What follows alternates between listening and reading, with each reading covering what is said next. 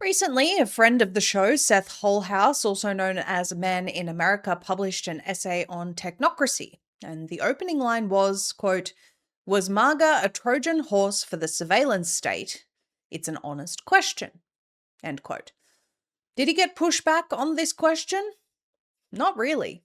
Because the reality is more and more people are realizing that there absolutely has been an aggressive acceleration towards technocracy, and many of the promises they were given were not kept.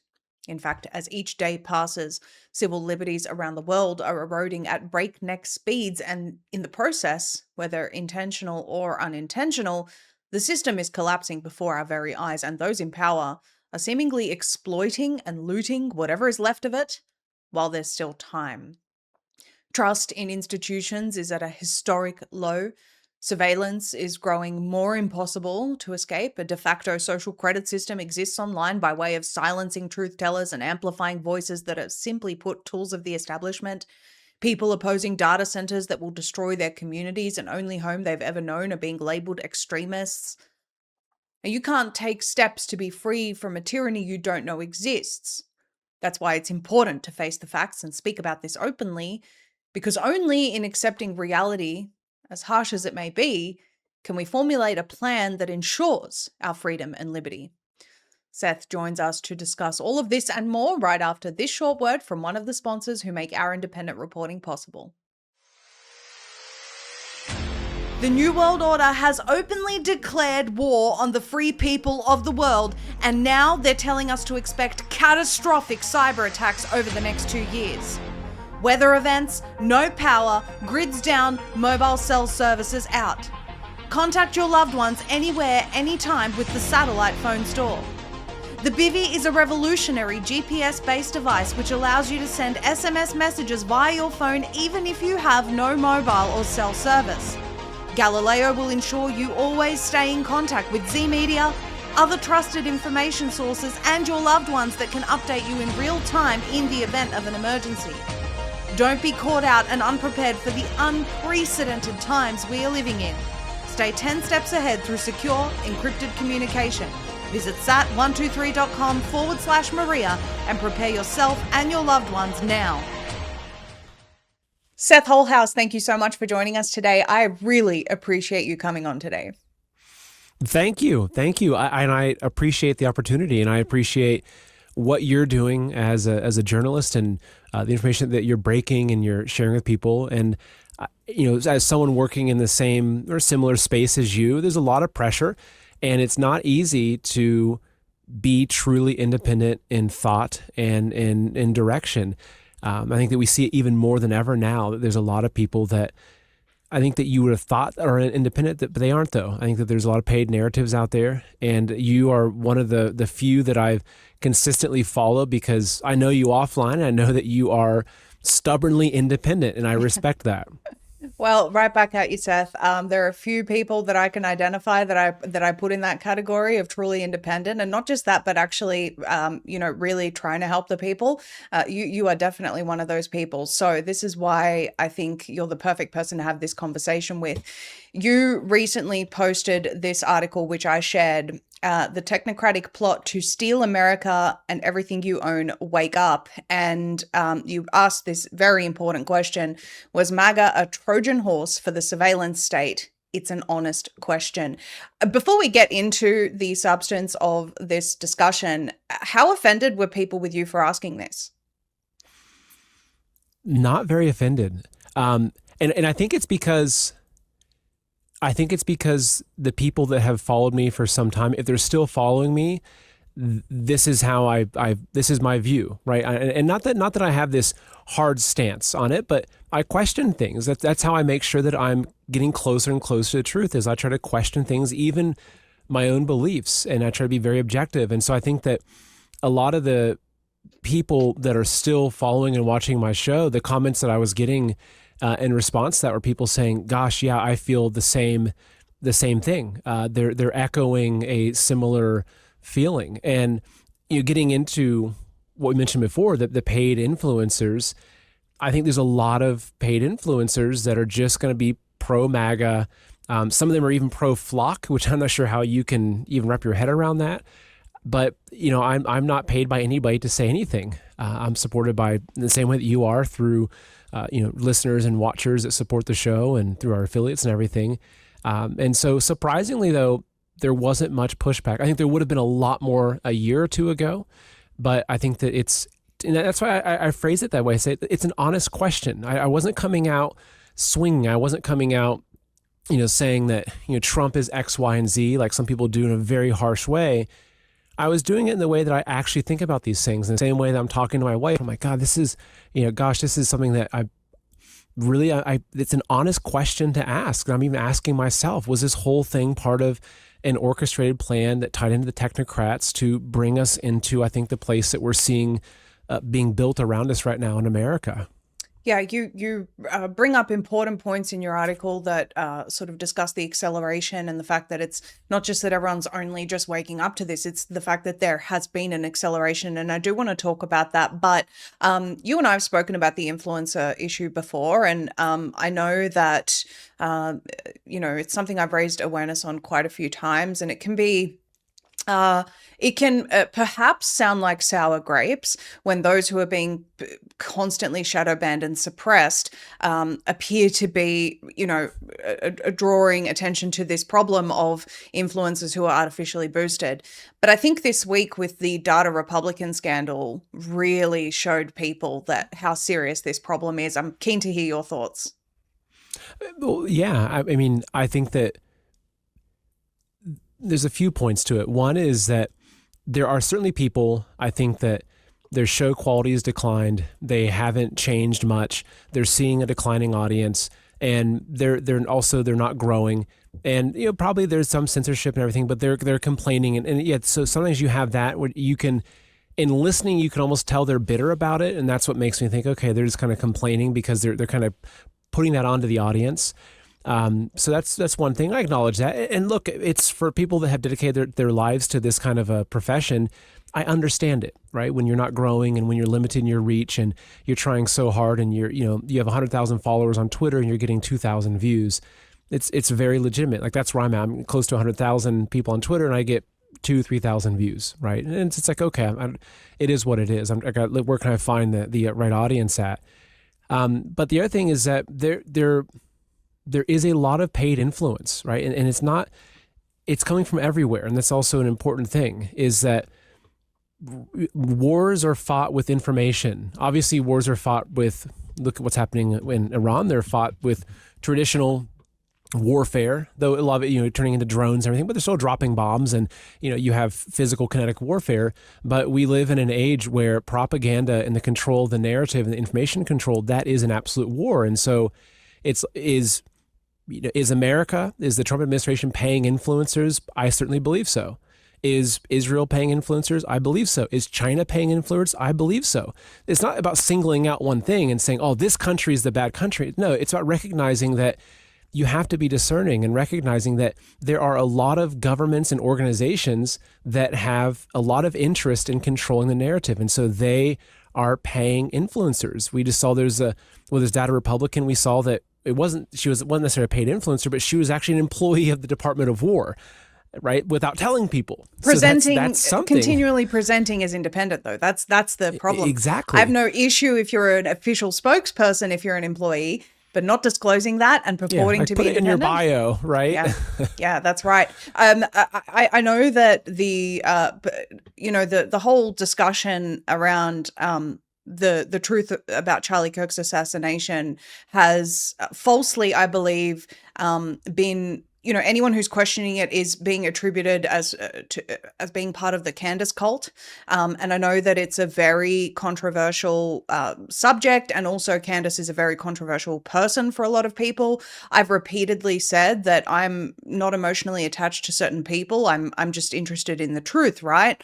So where there's been things that I've seen of her reporting that I agree with and things I don't, whatever, I think it's worthwhile that everyone who's questioning anything has the right to do that, and people have the right to determine whether or not they are interested in pursuing what that person is looking into, right? So I hate that we even have to disclaim that, but because it's so controversial, I want to say that from the outset. And also, when in this particular instance of Data Republican releasing in timing that coincided with her employment at the Department of War, releasing or boosting an NCRI report equating a media personality, in this instance Candace Owens, to a digital assassin for questioning an assassination, I think was extremely scary. And where Candace has said here, these are her words, the Pentagon has been waging a PR war against me for investigating Charlie Kirk's assassination, totally normal stuff.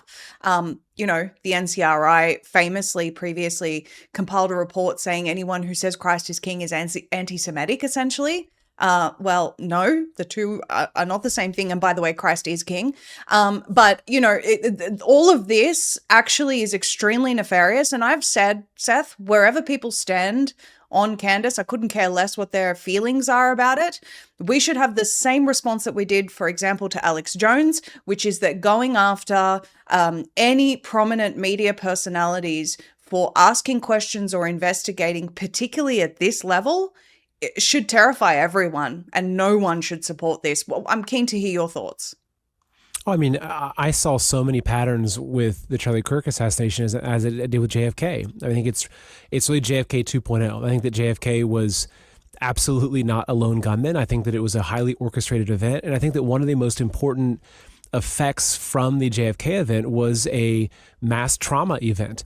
I think that it was intended to be something that was highly publicized. I think that you have a lot of MK Ultra and mind control kind of techniques and aspects being worked into this. And so where I think that JFK was definitely that for that generation, I think that Charlie Kirk was in many ways some sort of MK Ultra ritual sacrifice that was done to intentionally hit this younger generation that had never experienced that. You know, a lot of his followers, Charlie's followers, were people that were not really, maybe they were alive during 9/11, but it's not something that really stuck with them the same way it did for you or I. They obviously weren't alive during JFK. And when you saw, it's like, I asked myself, it's okay, why is it on Twitter, if I'm scrolling through my feed on Twitter, if there's a video with some violence, say it's a fight or a war thing, it's always blocked out and it says this is sensitive footage. You have to click to view it. Yet Charlie Kirk assassination, which was one of the most graphic videos a lot of people probably have seen, with him, you know, blood spraying out of his neck. I mean, it wasn't just like he was bleeding. It was like a powerful artery pumping massive amounts of blood out of his neck. You saw it everywhere. And I think that it was intentional. It was intentionally done as a mass trauma event. And the other thing with JFK, right, is remember JFK, that was the origin of the entire word conspiracy theorist, is that that was when the CIA drafted and created that concept, is that anybody questioning the official narrative was a conspiracy theorist. And so you had the same exact recreation almost of that event, a very public assassination, a very gory public assassination of a loved public figure from a large chunk of the population.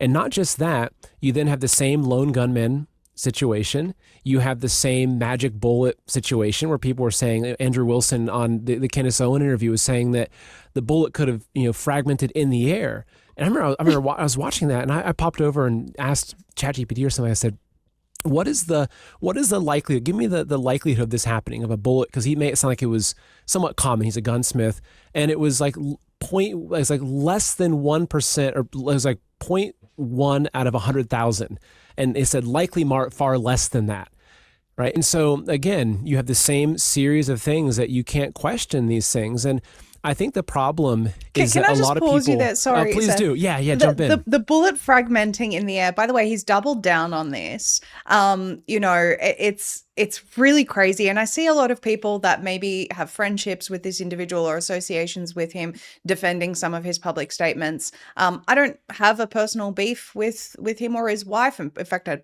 know his wife through the internet, if you will. But I'm going to say when something makes no sense. This bullet fragment nonsense actually directly contradicts statements made by Andrew Colvert, which is that Charlie's Man of Steel neck is the reason why the bullet did what it did. Yeah, which supposedly the doctor said that, right? Right. The person who's doing the autopsy said that. So anyway, I just had to say that because there are just so many inconsistencies, but please do go on. Well, no, so exactly. And I don't necessarily have some direct beef with him or his wife. I don't know them. I mean, I'm trying to understand the situation and watch it objectively. But even you see it within the interview between him and Candace, it's the same thing, that it's the same attack on questioning. It's the same. It's like, oh, you're following your gut feeling. And it's like, well, yeah, we should follow our gut feeling. We should use that to say, hey, that doesn't seem right. There's something that seems off there. Now, she obviously had a lot more evidence and information, like the fingerprints and some other things like that, that actually made a lot of rational sense. And she was, I think, good in how she presented it. But, I don't really have a dog in that fight. I'm just trying to look for, okay, what do I think is true? But you saw, again, because I try to look at patterns, because patterns are more difficult to hide. They are, you can tell a single lie about something, but if you see there's a series of patterns over the course of, say, a couple of decades, oftentimes it gets you closer to the truth when you see the same patterns being used.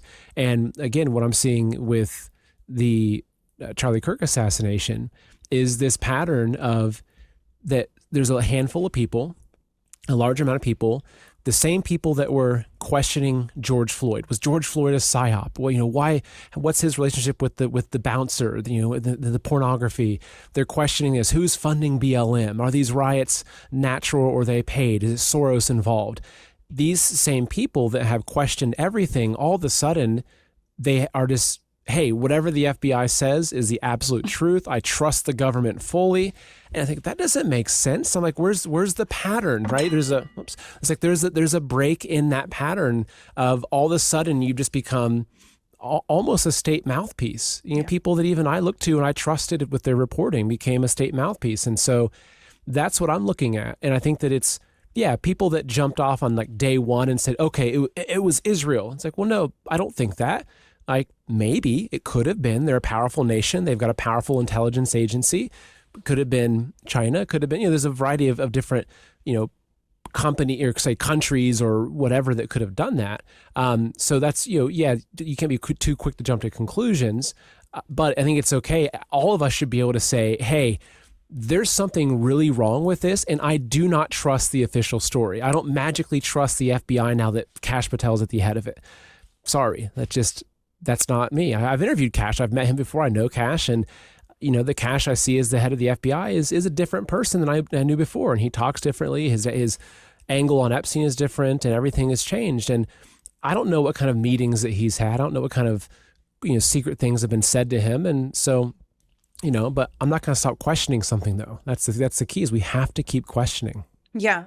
And I think this is the whole point I was trying to make before, where I don't have, beef with certain individuals, but if something just doesn't make sense to me, objectively, emotions are removed, sorry. Objectively, I'm going to question it regardless of what, perceived loyalty I'm supposed to have to one person or another. It's just how it is. And that can be done in a respectful manner. But what we continue to see where this particular story is concerned is you're evil, you're demonic, you are, you hate widows, all of this sort of stuff. And it's very much like you anti-vaxxer, you belong in a camp. It's the same sort of thing. And it's the same pattern. Right. It's attacking the person, not the argument. Yes. Right? You're a conspiracy theorist. You're an anti-vaxxer. You're attacking a widow. It's like, well, those are all, none of those are based in facts. Those aren't based in evidence, which is what we should be looking for. They're just personal attacks. And to me, those are always the indicators of someone's hiding something when they resort to those kinds of attacks, when you no longer have the truth and the facts on your side. Because if you have the truth on your side, you just lean into the truth, right? I think as St. Augustine said, you don't need to defend it. It said, truth is like a lion. It doesn't need to be defended. You kind of let it loose and it'll defend itself, right? Yeah. Yeah. Words that will ring true for eternity, actually. You mentioned something interesting about the sacrificial nature of the assassination, and I agree with you completely. I said this to Clint Russell recently. I saw a comment online, which is Charlie Kirk was the first casualty of the Iran war. And I thought that was a really powerful one-liner. But in the realm of technocracy, this story actually matters as well. Because I think the things that we're seeing in geopolitics are actually also related to technocracy and the broader agenda of the New World Order. And that's a more complex discussion, but I wanted to talk to you about this acceleration that we've seen in America and all over the world. Basically, every single country is facing the same issues, which is local councils and counties and, federal agencies classifying you as an anti-tech extremist if you are opposed to data centers. We now find that's going through the fusion centers and all of this stuff. It's widespread, it's everywhere, and everyone is finding this acceleration. It's not imagined. It's not that everyone's just woken up to it. It's happening. Can you speak to this, please? Well, I think one of the key kind of parts of this is just the idea of accelerationism. And if you start looking into Technocracy, you start looking at, if you read through Mark Andreessen's book, which is highly about this, but you look into some of the foundational principles of Technocracy, accelerationism is one of the key principles. And it's the idea that to bring about a technocratic society, in many ways, you have to collapse the old society, right? You have to create some sort of reset, a great reset, perhaps, where you have to, in essence, destroy a lot of the way of living, the norms, the structures of society, the culture, et cetera, of the previous society before you can bring in this new system. Because if we have our normal life as it is, we're not just going to say, wake up tomorrow and announce that, okay, hey, I'm okay with a technocracy. Yeah, go ahead, put a chip in my head, monitor where I'm at, track me everywhere. Maybe some people would say, maybe some people would. I think for most of us, they wouldn't, especially here in America. It's in our DNA, it's in our Constitution to have a resistance to tyranny. And I think a lot of people now see this as a form of tyranny and they're understanding it. And so the idea of accelerationism is that basically you just accelerate everything at as rapid of a pace as possible until it breaks. And that's the kind of foundation of that idea. Accelerationism is just to move so quickly. The technology, everything moves so fast that it just breaks. And once it breaks, then you move this system in. And, looking at what we've seen since Trump has been in office, we've seen, I would say, an absolute acceleration of whether you like Trump or not, it doesn't matter. I'm looking at, again, we talked about facts, not feelings. Okay. I'll throw a little hat tip to Ben Shapiro there. Okay. Who it turns out actually has his feelings over his facts. That his feelings are more important. Yep. But yes, go on. Yes. But the facts that matter are that under the Trump administration, if you're looking at what is the infrastructure of a technocratic society, we're seeing that accelerating under Trump. We're looking at, as much as everyone loved Doge, right? Not everyone, but a lot of the conservatives were cheering on Elon coming in with Doge. We're seeing this, but what's happening is we're seeing that Silicon Valley and the big tech companies, the same big tech companies that we know are part of the war machine. You're looking at Palantir, looking at a lot of these larger technological companies, that they have just completely aligned themselves around the White House. And you saw the switch happening. So I remember it's like, being completely honest, I was super pro-Trump. I wore my MAGA hat, out in public. I was one of the guys that wouldn't be worried about someone saying, "Oh, that offends me." I wasn't controversial about it, but I was comfortable. I was confident, and I was very anti-communist. And I was saying, look, I think that he's going to come in, and I wanted to have him as my president because I believe that what he's said, he stands against communism. He's for the Constitution. We had the 1776 report that came out in his first term. Those things gave me a lot of hope. And so after 4 years of Biden, I was really, really working hard to do what I could to try to get him back into office. And so I'm kind of putting it out there, right? Is that I'm not someone who's just been always anti-Trump. It's like, no, I try to be objective, and I really believe that he was going to do a lot of things that I think would have taken our country into a much better place. And of course, he's done some good things. I mean, I think every president you could say has done some good things, but Sure. Trump has done some good things.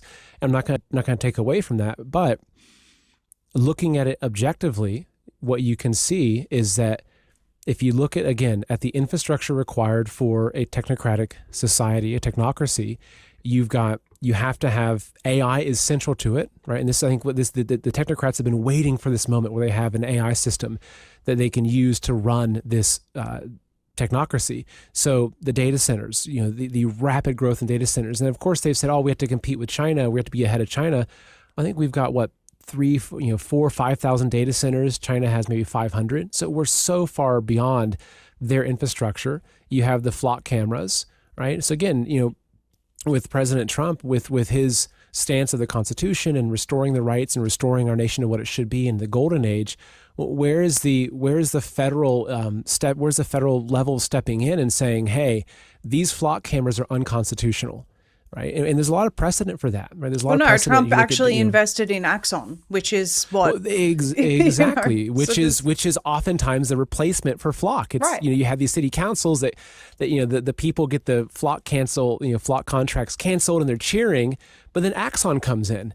Right. And Axon is arguably worse than Flock because they're not just a security camera company. They're also the ones that are producing body cams for police. They're producing tasers.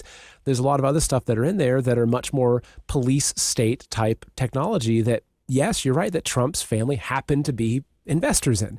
And so this is why I'm saying this. And like I said, I'll let you comment on that because I could keep going. Well, yeah, no, I'm so glad that you brought all of that up because we're seeing the opposite of what was promised. And I commented on this today. Apparently, Rand Paul called out Flock Safety CEO Garrett Langley for encroaching on Americans' Fourth Amendment rights. My response to this is enough with the calling out already. Nobody cares that you participated in the theater of calling someone out anymore. Do something tangible about the actual government departments or employees that are collaborating with Flock because they are the ones that could be held accountable for this, right? But there's nothing of that nature occurring. There's rhetoric around caring about the Fourth Amendment and Americans' constitutional rights, and then simultaneous investment in the technology that infringes on their rights. The math ain't mathin'. Yeah, exactly. Yeah, good English. The math ain't mathin'. And it's this same thing really bugs me as well. And it's just because I think that it's a circus. It's a kabuki theater. The whole idea of the left versus the right, as much as I believe that Trump was from the outside, he was coming in, he wasn't one of them, he was going to drain the swamp. I think that if I can thank him for something, what I would thank him for would be I'd say thank you, President Trump, for destroying any faith I have in the political system. Right? That's what has come out of this. And it's actually been really freeing. It's like, okay, I'm no longer going to be placing my hope in politicians because you see, it's theater, right? Because I remember so many times, like look at Anthony Fauci. Do you know how many headlines I've seen on Twitter or on people's YouTube videos? Rand Paul roasts Fauci. It's as if there's this celebration, there's this steam release. I think for a lot of people, they see that and they're like, yeah, good. Yeah. Look how uncomfortable Fauci is squirming. But the reality is that nothing's happened. Right? Well, how much is he really even squirming because he knows nothing's going to happen to him, right? I mean, even the squirming is for the cameras. Exactly. And that's why I think that the fundamental issue and really where I'm standing is that to me, it's not about left versus right. It's not about any of that. It's about, humanity and our freedom versus technocracy. And that's what I see as the greatest threat to America right now. It's not globalism. Like it's not necessarily kind of the Klaus Schwab, the WEF. Obviously those things are playing into it. I think they're certainly involved, but it's actually identifying what it really is it's technocracy. Yeah. And if you understand it, if you trace back technocracy, you go back to the origins of it back in the 30s, you can see the plan that the plan that they laid out. You go and read Brzezinski's book from the 70s, and he outlines so accurately exactly what we're seeing emerging in our country. And it makes you think, holy smokes, what we're seeing happening here is we're seeing the final stages of a 100-year plan, probably even longer than that, but a 100-year plan that goes back to the Rockefellers. You go back in the Trilateral Commission, right, that was Brzezinski and David Rockefeller that formed the Trilateral Commission. And the Trilateral Commission, of course, they might have had their fancy explanation for how it was probably going to help the world and everything, but it was really about laying the foundation for a technocratic system. Now, that was more focused on the financial aspect of it and getting into tokenization and all those things. But I think that that's what we're experiencing, is that we're experiencing the end stages of a century-long plan to enslave humanity through technocracy. And what I'm seeing, again, happening under the Trump administration, whether he's a mastermind of it and whether he's involved, whether he's being used, to me, it doesn't really matter, right? Because what we're seeing, the facts of it are that we are seeing the technocratic control grid being rapidly deployed in America. We're seeing companies like Palantir that have become literally like the operating system of our government. Yeah. Right. And you look at Doge, even looking at Elon Musk, and Elon Musk again was such a hero. He was such a hero when he came out and he's on stage and his whole dark MAGA thing. And it's like, well, if you want to look and see what's really happening, you have to look beyond, look beneath the surface. And even the whole dark MAGA, I think that in a lot of ways was a nod to the whole idea of dark enlightenment, right? Which dark enlightenment, which you get into Curtis Yarvin, which I guess I can get into that. But before I kind of go deeper, I'll let you respond there. Yeah, I don't know how at any point we can think that a transhumanist who dresses up at Baphomet as Baphomet and wants to brain chip everyone and tells us that mRNA is a really good software upgrade for humans could ever really truly be aligned with what we perceive as freedom. His vision of freedom is very different to ours. I just want to mention quickly, because you and I have spoken about Technocracy Inc., where Elon Musk's grandfather was involved in the 1930s. I'm going to be releasing an investigative piece soon about the IEC, Smart Cities, Biodigital Convergence. This is a very, very interesting story, and I'll just mention this. It's the International Electrotechnical Commission. They convened in 1906 to establish essentially, and what followed was essentially the first worldwide body that was going to dictate the standards for the electrotechnical whatever all over the world. And pretty much every single country is following these standards, and they are issuing, much like an ISO certification or a certification in the finance industry, or what the IEEE issues. These are standards that industries must or should follow, or countries then adopt those standards per whatever bodies they have set up in place, right? These guys are issuing standards for brain chip interface, all of this stuff that we're talking about. This particular person that was largely in charge of convening that in 1906 was a Freemason. His son worked for the OSS. And so when we start tracking this stuff back in time, you see we're just now witnessing the fruits of a really, hundreds-year-old plan. You mentioned something which was the complete loss of faith in the political system, and I agree with you wholeheartedly. But I wonder whether that's something that they knew was going to happen and in fact have prepared for as well, because isn't the outcome, or isn't the desire to make us lose faith in the system as well as the inevitable outcome? Like, they're part of the acceleration is no one trusts politics anymore because we need to submit to the tech overlords, right? Exactly. And it's tough because it's like there's traps everywhere, right? And so you think, okay, well, what is there for me to do? What can I do then? Because I don't trust in the system, but they want me to not trust in the system.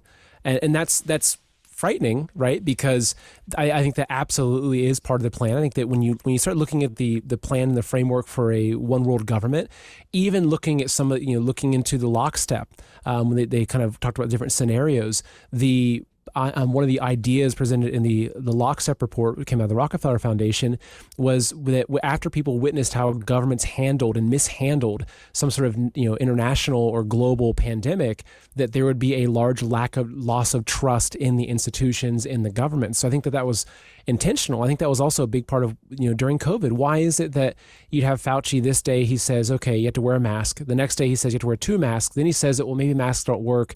But the next day he's back to 1 mask. And so I think it's part of just a scrambling of people, so they don't know what they can trust. They don't know who they can trust.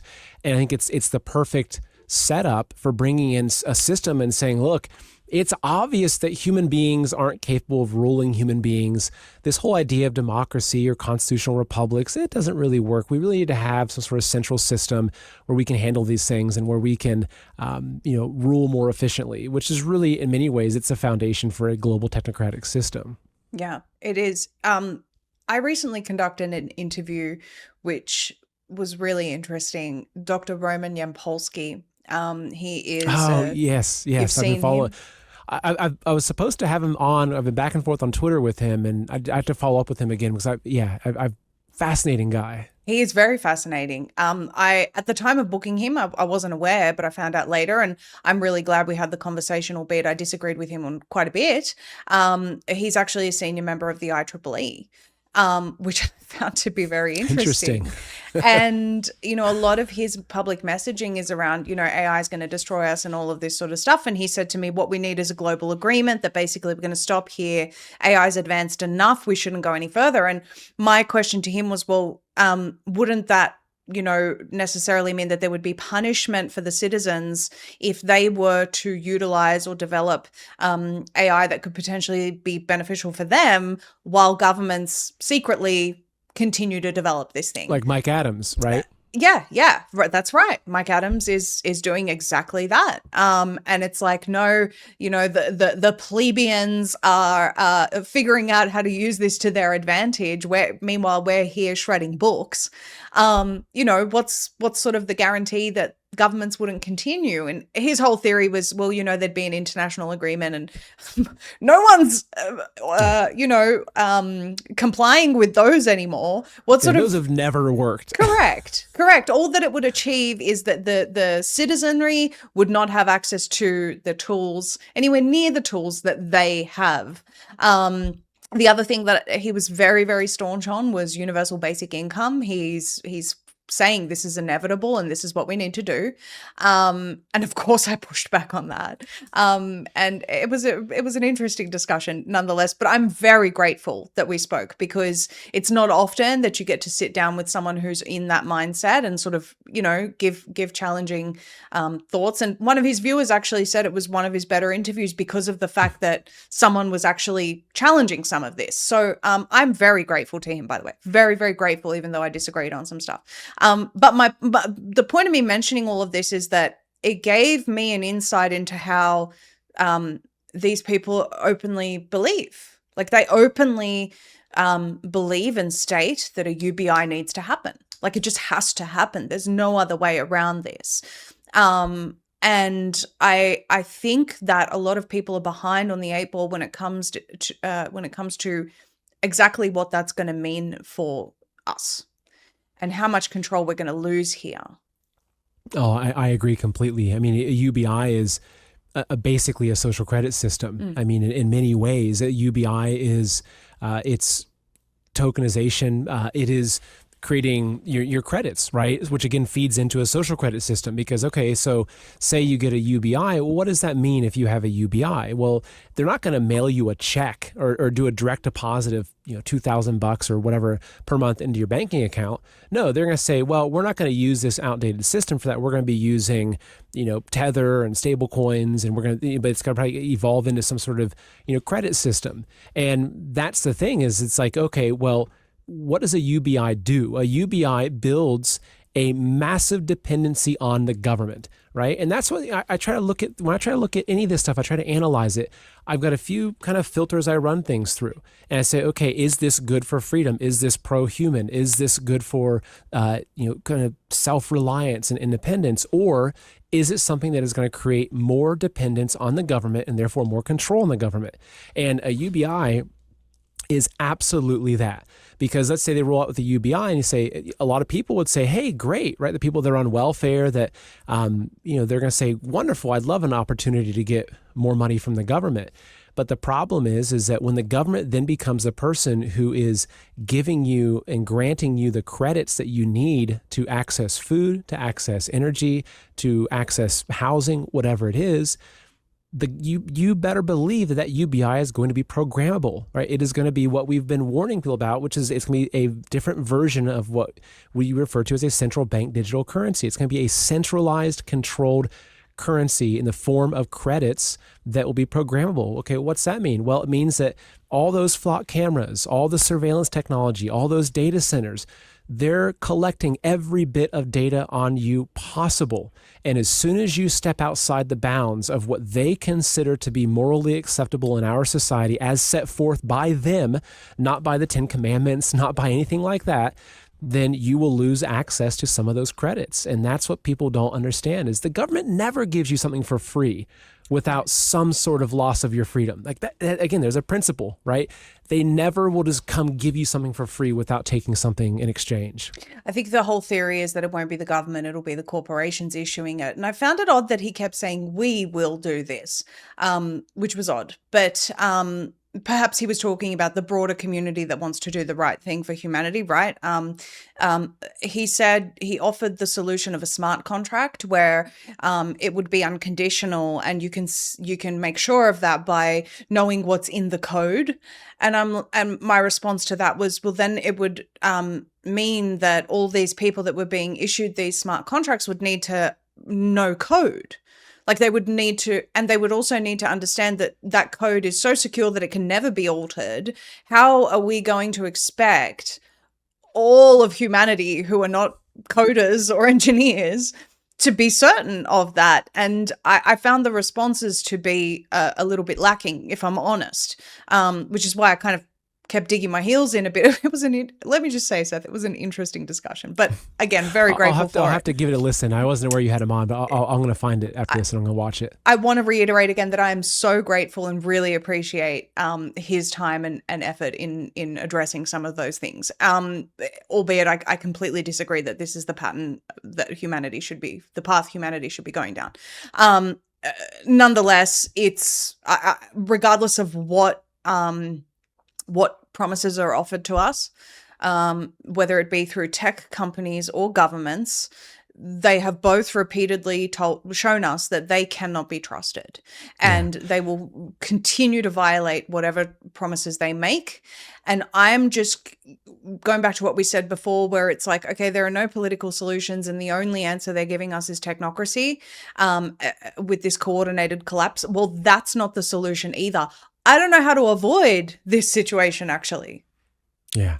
I mean, it's kind of funny because I would say I would almost trust the government more than a corporation to handle the distribution of credits, because at least our government is somewhat loosely bound by the Constitution. And there's a few checks and balances. And this is the problem. And this is what I highlighted in the article I put out, is that we can't think of the government as the government controls us. The government sits below the corporations. The corporations sit below the banks. The banks sit below the controllers, the ultimate people that are building this system to enslave us. That they've been doing it for generations. It's probably going back into biblical times, when in some of the bloodlines that started then, that are the ones still that have maintained control, that are doing this. And so, to think that, it's a corporation doing it. Well, okay, who's in control of the corporation?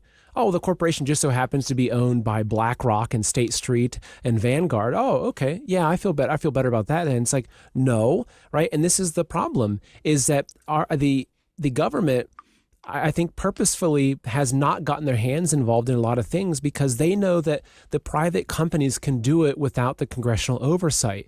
And this is one of the keys, is that if you look at political assassinations, which we know our own government has been involved in these things, but they oftentimes, they'll use CIA, they'll use, those kinds of black ops and everything. But a lot of these contracts are done through private military contractors. So they don't require congressional oversight, because they're oftentimes done through just a private company of, say, X special forces that specializes in this. And so that's how the government has skirted around this, right? Going back into, say, Facebook as an example, and look at how much data that Facebook is gathering on us. Well, if you look back at the original LifeLog, right, the DARPA project for LifeLog, which was to build this system that would basically, kind of catalog all the relationships and the things in our own lives, then which is a DARPA project. So DARPA then shuts down. The same day Facebook starts up, right, through some magical genius that invented this thing out of a dorm room. There's always the story. There's always the fantastical story. They make Hollywood movies over it to reinforce the story of this is how Facebook was founded. But now you have this supposedly private company, Facebook, that is collecting a massive amount of data on us. I was looking through the terms and conditions the other day, and they have a whole health data gathering section of the terms and conditions saying that they are gathering that they're, through voice conversations, through posts and everything, that they are collecting data and information that reveals what your health status is. And they're then sharing that information with third parties. It's like, I never knew this existed on Facebook. Of course, it makes sense, but I think this is the key. I mean, even looking at Google, right? Google, they got their search engine was funded at the very outset through government agencies. You look at, obviously, Palantir, right, which was funded at the outset by In-Q-Tel, which is CIA's venture capital firm. You look at Oracle, right, which is obviously a massive part of this technocratic system. Well, Oracle, their first client was the CIA, and it was literally called Project Oracle, right? And so you start tracing all this information back, X and what too, you realize, by the way, same shady characters surrounding funding X. Yeah. Yeah, and look at Elon Musk and all of his defense contracts and everything, all the government and military-industrial complex contracts that have built him up to what he is now. And I think that this is when you kind of scale everything back and you try to look at it very objectively. What you see is that whether it's a government or a private corporation, it doesn't matter, because they're both controlled by the same groups, and they're going to use that to their advantage. And so if they're going to do things that are outside of the bounds of the Constitution, like what Flock camera is doing, you could never, Congress would never approve. Well, I guess maybe they would in the future, you never know. But imagine if the U.S. government was going to establish a 100,000 camera network across the nation for monitoring the citizens of the United States. Imagine if that was a state-run initiative, like what you see in China, right? That's a state run. That's what it looks like over there. They don't care. They don't have the Constitution. The government themselves will come in and they'll do it. They'll build the surveillance state without even hiding it. But here, imagine if the government did that. You would have people so up in arms. But the key is the government doesn't need to do it, because the government just gets some private company like Flock Cameras or like Facebook or Palantir. They get these companies to do their dirty work, to operate outside the bounds of the Constitution, and the people that are building the system at the very top, they get what they need, while convincing the plebs that they're looking out for us, they're doing it to protect us, they're doing it to make us safe, while at every single step, all they're doing is that they're just putting one more bar onto the cage until the entire cage is done. And then they're going to turn the lights on and we all look up and realize, oh goodness, we're inside this cage. And the people like Maria Z that were telling us for years, they're building a cage around you, but there are people who are sleeping or watching Netflix while the cage was being built. They're going to say, gosh, I should have listened when I had time. Yeah. Yeah, it's a very, very scary prospect. As you're speaking, I'm just thinking about a tweet I just saw from Thomas Massey, which was, there is no political solution to this. I think those were his exact words, which I found to be pretty astonishing coming from someone who's currently a politician. I think he said, we aren't voting our way out of this. Sorry, I think, or something along those lines, which is to suggest there is no political solution. I don't want to misquote him. Nonetheless, that was the assumption that you get from reading that. And we're hearing a lot of people saying that. And of course, that can be just an observation about the fact that no matter how much effort people put into voting and campaigning for someone, foreign donors will come in and buy your district like they did with Thomas Massey. It can also be pretty loaded, right? People who say that referencing, revolution and things of this nature. And I'm not endorsing that. I'm just saying it can be for some that they mean that. It's not up to us to determine what they mean. Words aren't violence. Thank you, Pam Bondi and Katie Miller. But my point in sort of saying that is that, I think if there was a really strong America First party that was authentic, people would support it.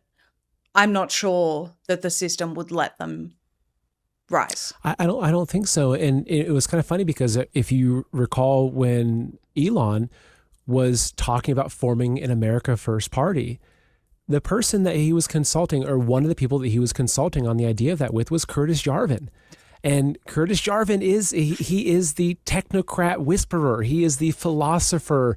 He's the person. If you go read some of his writings and read what he talks about the Dark Enlightenment, and even read about his ideas of what he describes as almost like a benevolent genocide, where he thinks a lot of people will become useless, and that the most benevolent thing you can do is just basically plug them into the matrix, just to get rid of them, to pull people out of society, because people won't have any use or function in society anymore, right? And so that was this was the guy that was working together with Elon, one of them, on forming the America Party. And so I don't think there's a political solution, especially at the state or national level. I mean, I think that, and we can get into solutions, kind of what I perceive to be the solutions of what we can do. I don't think the solution is revolution. I don't think the solution is armed violence. I think that's exactly what would play into what they want. I think they would love to have an excuse to come after the Second Amendment. And if you had some sort of, series of assassinations of politicians or a violent uprising, that would give them exactly what what they want. I think they're trying to goad us into it because they want to bring about martial law. They want to bring about a seizure of weapons. They want to bring about civil war. And so I don't think that those are the solutions. Yeah, I have to comment on another influencer, and I don't normally call people out by name, but in this case I will. Mr. Tim Pool, no one knows what he's hiding under that beanie, has done I don't know how many shows now with the title Civil War in his headline.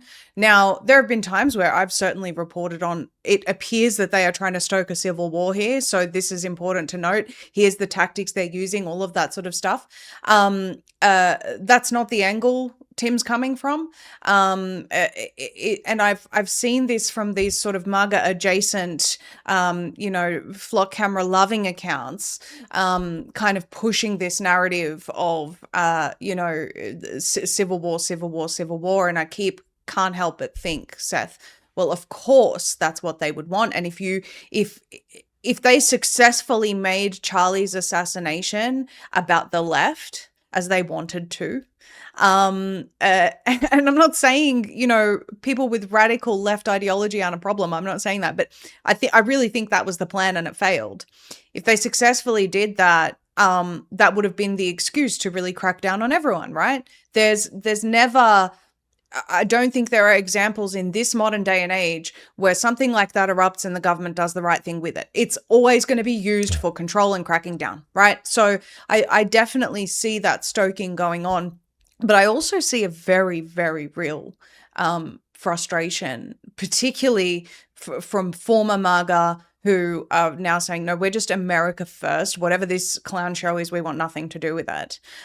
There is a very real fracture there. And I don't know how they're going to fix that. I think a third political party would be great. I don't think they're going to let it happen. And so you mentioned solutions here. I'm keen to hear your thoughts because a lot of people are feeling like I'm just checking out. I can't do this anymore. And I don't think the answer is to check out. Yeah, I agree with that. I don't think that they would allow a third party. And also, I think that that's not the way to do it, personally. I mean, it'd be great if it could be accomplished, but, to do that, you need a lot of funding. You need, there's so much, but the problem is that you're within their arena. It's like, do you think that the elections are fair and free now? Like, do you think that they have been for decades? I don't think so.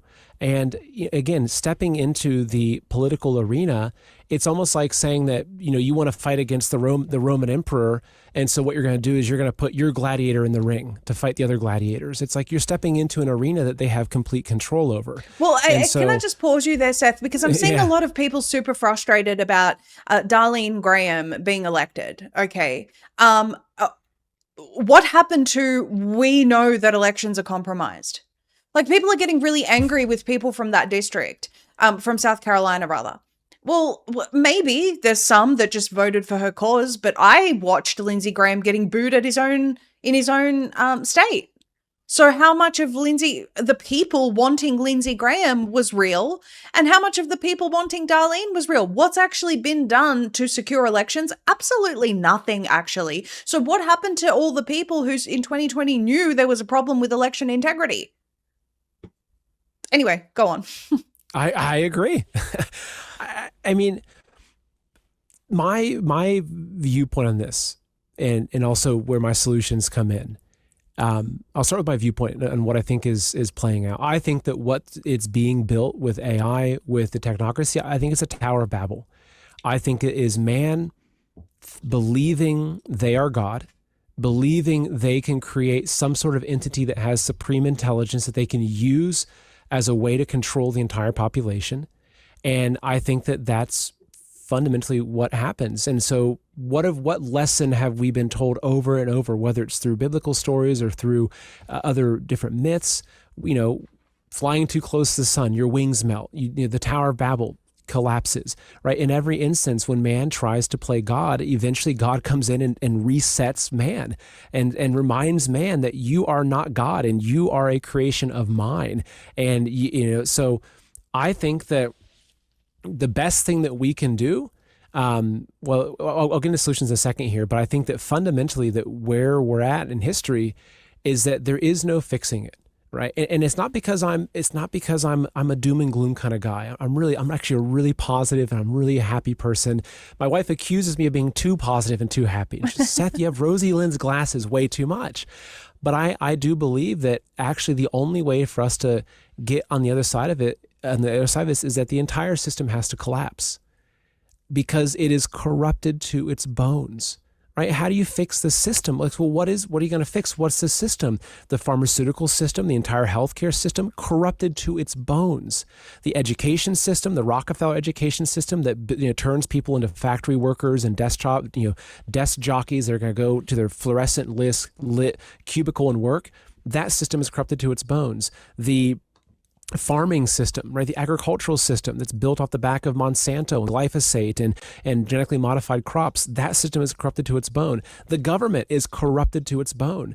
So many other things, right, are just, I believe that they are beyond repair. And it's not a negative thing to acknowledge that. To me, it's the same thing as acknowledging, oh, okay, well, so Trump is not going to fix everything. He's not going to drain the swamp. He's not going to, kind of find justice for the Epstein files. It's like, okay, now that you know that, you now know where you have your control. We can't control that. And so I think that the best thing that we can do is to build strong communities, online and offline being far more important, build strong communities, build resilience, build independence, self-reliance, self-sufficiency, learn how to survive together, support each other, learn the skills that allow us to live through hard times.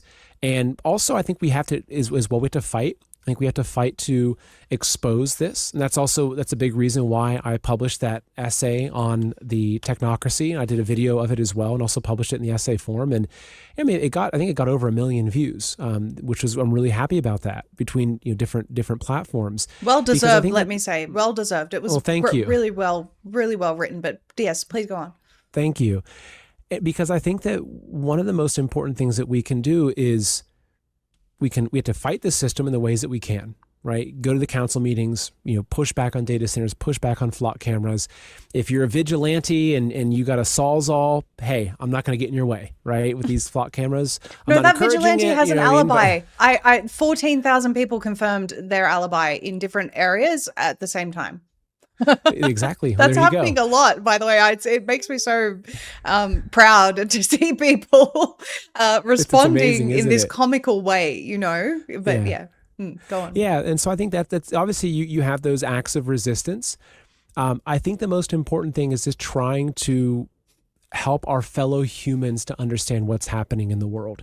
And that's why I started this podcast. I mean, that's why I do what I do, it's about helping people to understand the truth of what's happening. I think the most important message right now is it's not left versus right. It's freedom and humanity versus technocracy and enslavement. Like, that's what it's about. And so if in the entirety of America, the plebs of America, the chattel of America, if all of us as the average people, not just America, around the world, but I'm talking some much more America-centric, obviously, if all of us decided that we were no longer going to squabble over left versus right and party politics and all that stuff, and if all of us collectively understood that there was one enemy, there was one threat to our freedom, that one thing was called technocracy. And then if people took the time to understand what is technocracy, when was this idea started, what are the books about it, what are the plans for it, who are the key figures of it, what is the goal, what is the end stage of technocracy, where are we at in that stage?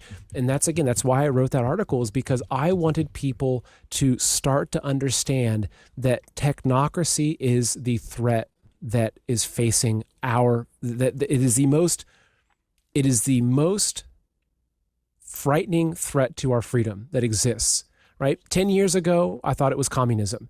And I spent a lot of my life, I was very dedicated to fighting back against communism in every way that I can. But I actually think it's evolved. I think the threat to us, at least here in the West, obviously if you're over in Asia and China, yes, your threat is communism, but it's kind of a techno-communism, right? If you look at how the CCP rules the country. But for here in America, the most critical threat to us is not the Muslims, it's not the Jews, it's not the opposite party, it's not the gays, it's not the straights, it's not the blacks, it's not the whites. The most critical threat to us is technocracy. And technocracy does not have its own political party. It is the goals of technocracy are to dissolve the political parties, or to dissolve the Constitution, right? That is very open. Curtis Jarvin talks about this. They do not want political parties. They want to have something more akin to a monarchy, where they have more of like a CEO that's running the country or the world as a corporation. Yeah. And so if we can get more of our fellow Americans and people and fellow humans around the world to understand the threat of technocracy, that's the most important fight, is doing that, then learning how to resist technocracy, right? Which is, it's not necessarily going out with the Sawzall and cleaning on flock cameras. It is buying an older vehicle, right? That is like, I'm actually in the process literally right now of selling our 2023 vehicle, which is nice, but has all the technology stuff in it. Yep. And I'm looking to get like an early 90s or late 80s vehicle that I can fix, but that has no technology in it. Wise. Right? So it's getting rid of your smartphone and moving to a dumb phone, or moving to a de-Googled above phone or something like that. Mm-hmm. It is making sure that you get rid of your Ring camera. Get rid of the smart devices you have in your in your home. Yeah. So these are the ways that we can proactively, but the key is you have to understand technocracy first. Because once you understand that, then you understand, oh, goodness gracious, that Ring camera is really convenient, but that Ring camera it's like a flock camera on my front porch. Yeah. That's feeding all the information into Amazon and Jeff Bezos, the same guy who's blocking books about good values, right? So that's a key, is just doing that. But I also just think that it's just being able to rationally look at the situation and say, you know what, maybe the whole system has to collapse. And that's not going to be fun. It's not going to be easy, but we have to anticipate that. I mean, look at Noah's Ark. Noah knew that the evil and the world during his time, it was too evil to be redeemed. And that's the important point. The world had to be flooded to wipe out the evil. And so Noah built his ark. He spent 100 years building it. And maybe the ark sat for a decade before the first drop of rain fell. And if that decade, maybe everyone was mocking him and saying, what are you doing? You spent 90 years or 100 years building this ark right before the first drop of that rain fell. But he saw what was coming. And I think that that's where we're at. I think that we are in the days of Noah. And I don't think that there is a political solution. I don't think that there is a solution of trying to improve the system. I think the solution is to get as many people as possible to understand, hey, there's a storm coming, right? There's a storm coming and you can build your ark too. Here's how you do it. Here's how you do it. And getting people to understand that, work together, build communities, build resilience, know your neighbors, talk to your neighbors about these things. That's what I see as the most important thing that we can do. Yeah, I want to add to that. I spend a lot of my spare time outdoors, even in this crazy Texas heat. I'm talking, 103-degree days where I'm out, where I force myself to go outside and do stuff. And it all has to do with making my life more self-sufficient. Tending to animals, working on my garden, all of that sort of stuff, touching dirt. we did this really amazing report recently. I don't know if I mentioned it to you, but it was an experiment that they did with these children in Europe, and they replaced all of the rubber floors inside the daycare centers and actually brought in dirt from a nearby forest, brought in trees, brought in all of this sort of stuff and the parents agreed before they did that to do blood tests and after, and they found that just after 2 weeks, the children's T cell indicators improved. Their blood was much healthier just from playing in the dirt. And so I'm just like, wherever I can, I'm not using gloves unless it's, dangerous, whatever. I'm like doing this stuff. This is what I do.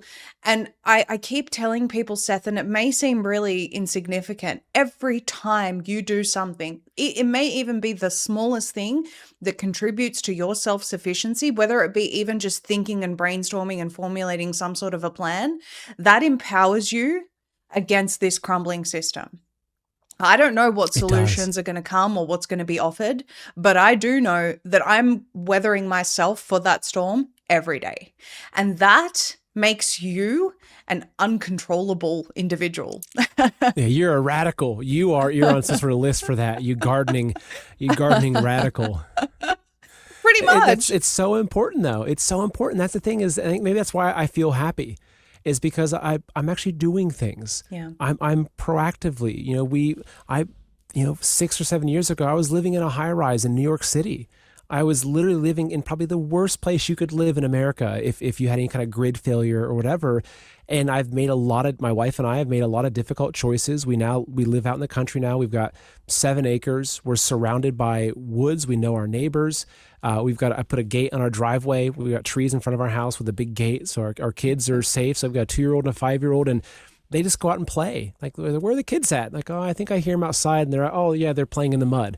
Or I built a little waterfall pond, and they're out catching frogs in the pond, right? And that is their life. But the more you take action, the more you do. Like planting gardens. Like right now is harvest season for us, and every day it's like we've got buckets. Yesterday I went out and picked up, probably picked a 5-gallon bucket of apples. We planted 2 apple trees last year, That's right? great. And so a huge big how bucket of apples. rewarding is that, by the way, for people that aren't doing this themselves? Describe how rewarding it is, something that you planted a year ago and have spent a year cultivating, actually seeing the fruits of your labor, literally. Oh, it's wonderful. Now, granted, we bought pretty big apple trees, so they were you're risky if you buy them when they're a little bit older, but we went ahead and did it anyway. But it was amazing. What's most amazing though is that I'll look over at my little girls and I'll see them walking around the yard eating apples. Because they'll go pick an apple, and that's the most rewarding for me, is when I see them. Or we're teaching them how to identify plants that are growing on our property. And so like there's one plant called sorrel, it looks like a weed, but it's a really lovely plant that has a lemony flavor to it. And I'll look out there, and my girls will be sitting there in the grass or in the mud, whatever, and they're sitting next to a sorrel plant, and they're eating these leaves growing out of the ground, right? They're eating this weed that's growing out of the ground, and that just makes me so happy. Not to mention how good it must be for them and their own physiology and biology.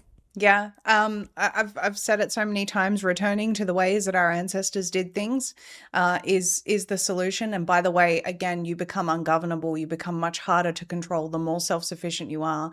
And so I know that we've spoken about that before, but I think it's really important. I wanted to bring up one other thing while you were talking about the left and the right.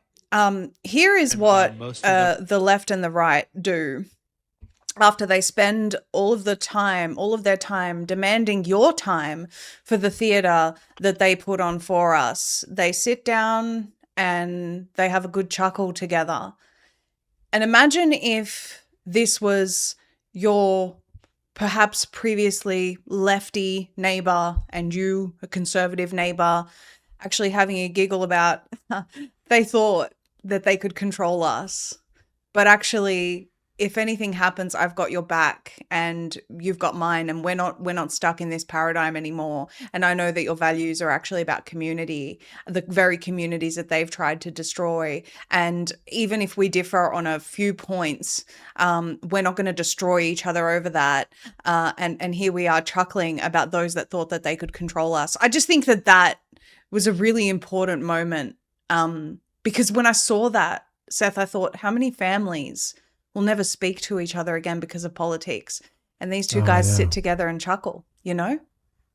Yeah, I mean, I had one of my close family that didn't talk to me for probably 8 months when my first video went out about the plot to steal America back during the 2020 election, and literally someone that was that I was close to literally would not take my call. A blood a family would not take my call, would not talk to me for probably 8 months, and it was just terrible. I mean, it was wretched, and I think it's by design. I think it's by design. I think that COVID was obviously by design. It was a way of splintering families, splintering communities. At that time, a lot of us, the only community we had was an online community, and even that got taken away from us. Everyone fled to Parler once Twitter started banning everybody. Then Parler gets taken off by the Amazon Web Services. Everyone's left homeless. So I think that it's absolutely it's the key, right? They want to isolate us. They want to destroy that fabric that binds us together as fellow human beings. And I think that's what we have to then reverse. Like they want to dehumanize us again, or they want to dehumanize us, but we have to become human. We have to go back to what it means to be human. And being human, it's being close to nature, being close to God, being close to family, taking care of each other. Like, go back to how that used to be. It's been a very deliberate plan. A lot of it kicked off in the 60s. You had a lot of social engineering happening in the 60s to destroy the culture here in America. Even before that, though, there were campaigns to bring people into the cities, to bring them off the land, to demonize even the idea of the mothers cooking at home. Hey, here you can have these fast food or these instant meals. And we have to go back to that. And I think that's the path. And that's what's also freeing, is because if you're trapped in a dungeon and you have no idea how to get out of it, and you're aware that you're in a dungeon, what do? You lose hope. But if you know that there's a path, and you can identify that there's a path to get out of this place, and there's actually this beautiful, beautiful nature outside, even if that path takes you 5 or 10 years of difficult, hard work to do, most people will choose to take that path and just work and work and work until they have their freedom. And to me, the path is just to go back to being human again, going back to living how our grandparents did. It's hard for some people. Some people don't want to hear it. If you're living in a high rise in a big city, in a fancy condo, you might want to consider your life decisions. I think that more people should live out on the land. I think there's definitely a very concerted effort to bring people off the land, to push people into cities, to move away from being an agrarian civilization to a consumer civilization, which we've become here in America. And I think that we just have to go back to our origins and go back to our roots. And I can tell you that it's not out of fear. It's not like this prepper doomsday fear thing. It is about living in a beautiful, purposeful, meaningful way that I believe is the way that God intended us to live. And it's a wonderful, wonderful path to do that. And I can say it because I've walked it. I've gone through it. I walk it every day, and it's so fulfilling, and it brings you immense peace and joy, even amidst all of the insanity that we're facing today. Having lived in Sydney almost my whole life, Seth, which is like, the New York of Australia, you could say. Yeah. I couldn't agree more. Living in the country, tending to and cultivating your own land, having to travel quite a while for supplies, much more than anyone in a city would, means that you are more careful with what you have. You take care of the things that you have more. I'm not saying people in cities don't do that, but I'm just saying these are the habits that you form, and you tend to value, your values tend to change. What you consider wealth changes. I'll just openly tell you, physically in the material world, not an extremely wealthy individual by any stretch. But I consider myself very wealthy because I know the truth and I'm not beholden to them. And that's wealth, actually. That's wealth.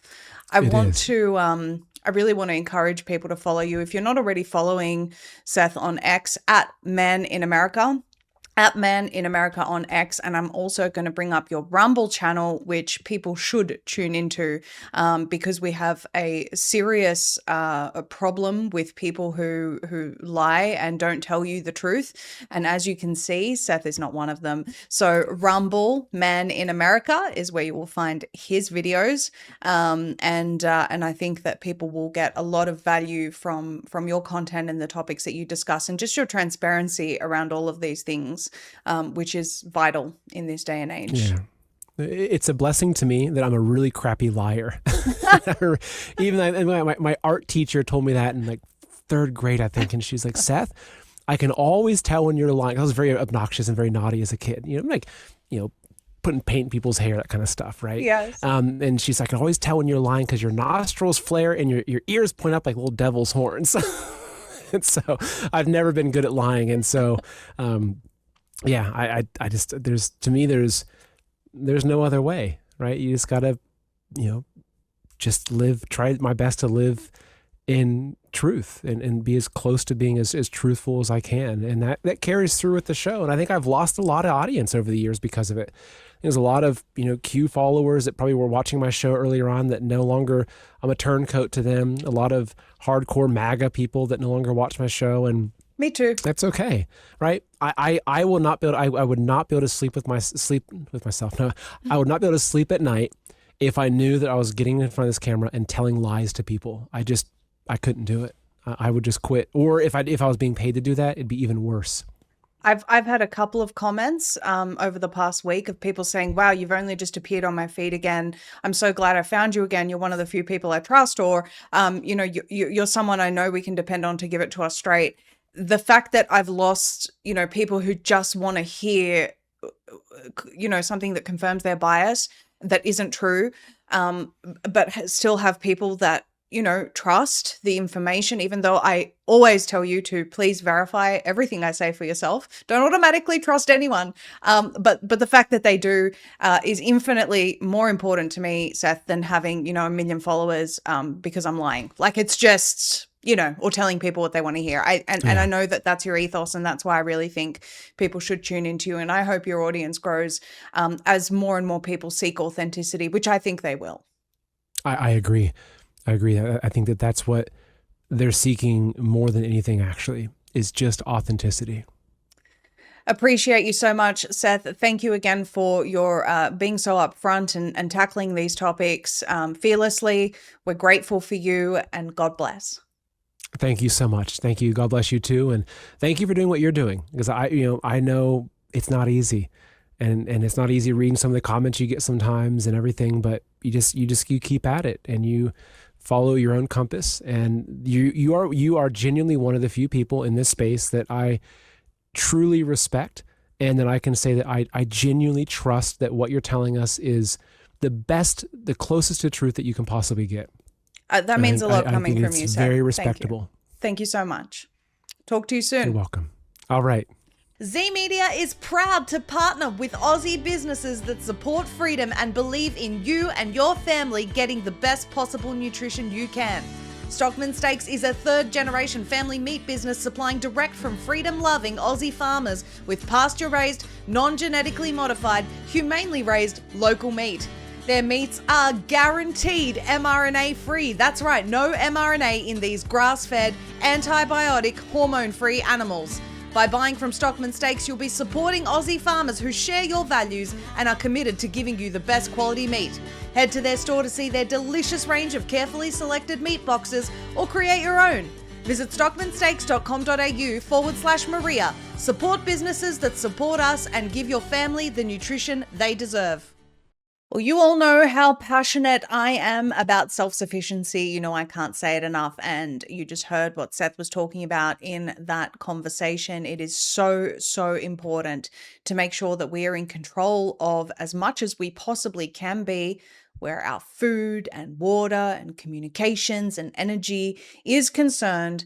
And the path to self-sufficiency can be a long one, but every single step that you take is so rewarding and so vital. Recently, we were doing a live stream and I had a question about this, texasready.net in particular, and I was talking about their Liberty seed banks, and I've got mine right here. It's heavy. This is it right here. So what are these seed banks? They are, as you will see on their website, the finest USDA certified non-GMO, non-hybrid, heirloom seeds on the market. Don't worry about the name, texasready.net. They actually ship all over the US, so no matter where you are, you can order these. And I'm just going to show you their Liberty seed banks and starter packs here. You've got the piggy bank for 2 adults, you've got the lockbox for 4 adults, the safe for 6 adults, and it goes all the way to the vault, the treasury, which is for 30 plus adults. And you've got the bank bag, which is a seed starter pack. You may have caught Marjorie Wildcraft discussing these seed banks on a recent interview that we did. If you're not familiar with Marjorie Wildcraft, please get familiar with her. She's been doing this for over 2 decades, helping teach people how you can be fully self-sufficient with backyard food production in a really efficient way, and a way that I think many, many people can start adapting from today. And she was speaking about the value of these seed banks. You can see, again, this one for 2 adults, very, very high value, extremely good quality seeds. It's very important that you are ensuring non-GMO heirloom seeds, because we cannot trust the seeds that have been tampered with over the years. You know, you're not supposed to not have seeds inside your cucumbers, guys. They're there for a reason. And what happens is, so many people go, they think, okay, I want to start some backyard food production. They go to their local, hardware store or wherever, and they're buying seeds that are not guaranteed non-GMO, that are not heirloom seeds. So it's so important to trust where your seeds are coming from if you want the best nutrition for your family and want to ensure that you're not being genetically modified in the process of eating seeds that you're planting, thinking, okay, I've taken control over my food production, I'm sweet now. Well, no, if you're not getting non-GMO heirloom seeds, you're actually still at risk. So it's very important to buy quality seeds, and that's why we stand by Texas Ready. When you use code Maria at checkout, you get a free garden nutrition pack with any seed bank purchase, whether you're purchasing for a family of 2 or 4 or 6 or above, it doesn't matter. When you use that code Maria at the checkout, you will get a free garden nutrition pack. And by the way, their website has a lot of other resources as well. They have Harvest Right freeze dryers, they have a food preservation and storage section, garden nutrition section, and also workshops that they do as well. So we're going to talk more about Texas Ready in the coming weeks, but I just really wanted to let people know about that, especially because we had a question about it on one of our recent broadcasts. And again, even though it's Texas Ready in the name, they do actually ship to all of the USA. So texasready.net, that's texasready. Get your Liberty Seed Bank today and make sure to use code Maria for that nutrition pack. We'll see you soon.